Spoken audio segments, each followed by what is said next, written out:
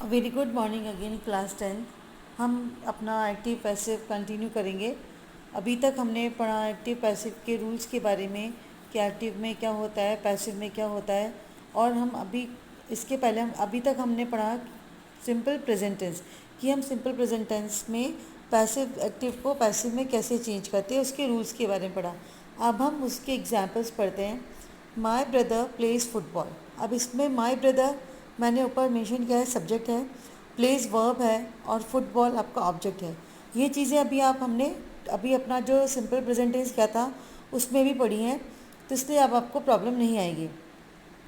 My brother plays football in the evening. In the evening ये हमारा adverb है। अब हमें ये जो सेंटेंस है एक्टिव वॉइस को, इसे हमें पैसिव में चेंज करना है, तो हम क्या करेंगे, जो हमारा ऑब्जेक्ट है उसको हम सब्जेक्ट बनाएंगे। तो फुटबॉल जो हमारा ऑब्जेक्ट है ये सब्जेक्ट बन गया, तो ये पहले आ जाएगा फुटबॉल, क्योंकि सिंपल प्रेजेंट टेंस है तो इसमें वर्ब हो जाएगी हेल्पिंग वर्ब इज़। प्ले रह गया हमारे पास मेन वर्ब में, तो प्ले की थर्ड फॉर्म हो जाएगी प्लेड। बाय आ जाएगा, फिर जो हमारा सब्जेक्ट था वो ऑब्जेक्ट बन जाएगा माई ब्रदर इन द इवनिंग। जो एडवर्ब है वो एज इट इज़ रह जाएगा, क्योंकि हमने पढ़ा था कि जो हमारे एडवर्ब्स होते हैं उनमें कोई चेंजेस नहीं होते, वो जैसा होता है उन्हें हम वैसे ही यूज़ करते हैं। तो एक्टिव में सेंटेंस था my brother plays football in the evening, और पैसिव में हो जाएगा football is played by my brother in the evening. ठीक है। अब सेकेंड सेंटेंस है he does not write a letter. ये हमारा निगेटिव सेंटेंस है।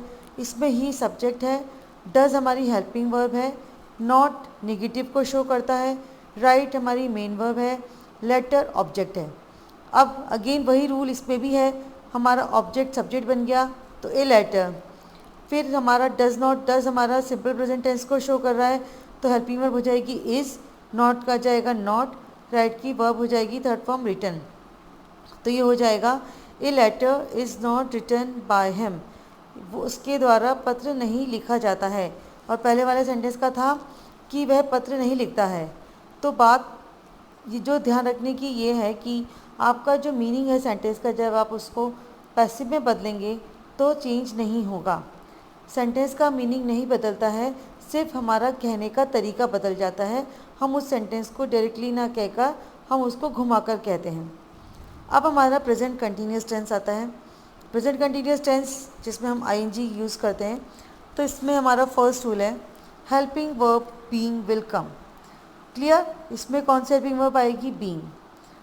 तो इसमें सिर्फ इतना ही। और दूसरा है do not use ING in the main verb and use third form of verb.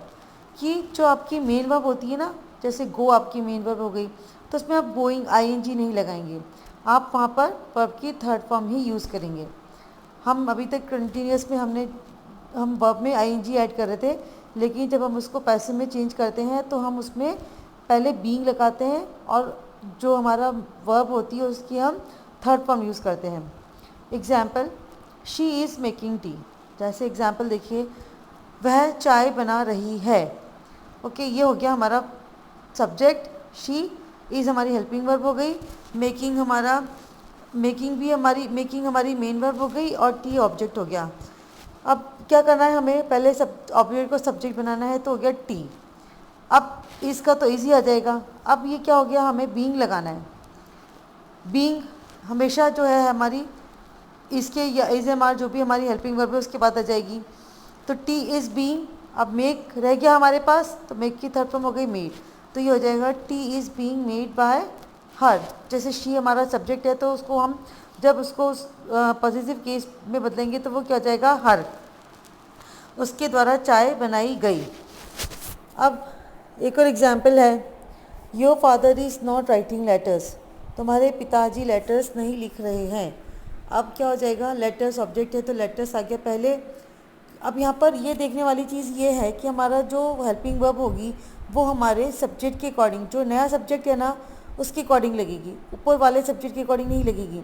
अब यहाँ पर तो हमने आ लगाया है, ऊपर हमारे पास इस था, क्योंकि ऊपर तो हमारे पास फादर एक सिंगुलर पर्सन था, जबकि नीचे जो पैसिव वॉइस में हमने चेंज किया वहाँ पे जो हमारा सब्जेक्ट है वो प्लूरल हो गया, तो इसलिए हो गया आर।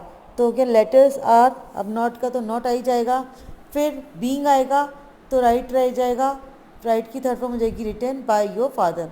इसका मतलब कि तुम्हारे पिता के द्वारा पत्र नहीं लिखे गए।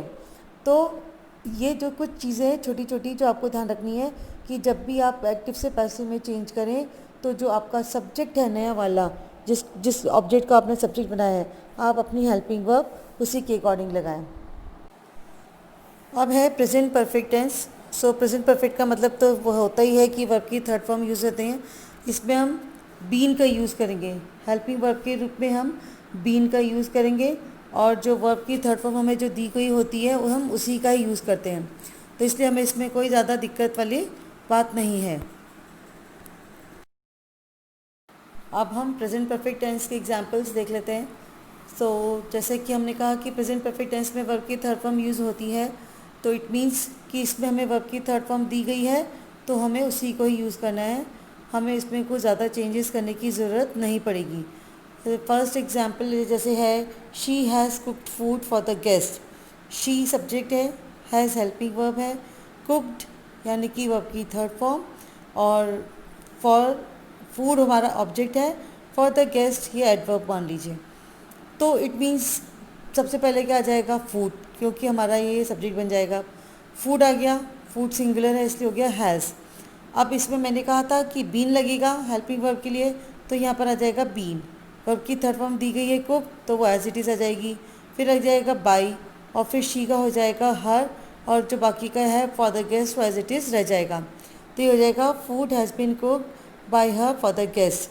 अब ये शी को हम हर में कैसे चेंज करते हैं, ये सब कुछ हमने टेबल्स में पढ़ा, तो आप एक बार उसको और ढंग से पढ़ लेना। फिर नेक्स्ट एग्जांपल है, my brother has not prepared coffee. अब कॉफ़ी इसमें ऑब्जेक्ट है, माय ब्रदर सब्जेक्ट है, हैज़ हेल्पिंग वर्ब है, और प्रिपेयर्ड मेन वर्ब है। तो कॉफ़ी जो ऑब्जेक्ट है वो सब्जेक्ट बन जाएगा, तो हो जाएगा कॉफ़ी। फिर बन जाएगा हैज़ नॉट बीन, क्योंकि हैज़ नॉट तो है ही से आपका नेगेटिव है, तो उसके बाद बीन जो है नॉट के बाद लगेगा। हैज़ नॉट बीन प्रिपेयर्ड दे ही रखी है बाय माय ब्रदर, तो इसका सेंटेंस का मतलब क्या हो गया, मेरे भाई ने कॉफ़ी नहीं बनाई, और वैसे में कॉफ़ी नहीं बनाई गई मेरे भाई के द्वारा। तो ये हो गया हमारा प्रेजेंट परफेक्ट टेंस। तो यहाँ तक जो भी हमने करा, क्योंकि अभी हम टेंस कर चुके हैं कि, तो इसलिए मेरे को लगता है कि शायद कि आपको ज़्यादा समझने में प्रॉब्लम नहीं आएगी। फिर भी लगता है कि कुछ कहीं डाउट्स हैं तो आप ज़रूर क्लियर करें। Thank you, that's all for today.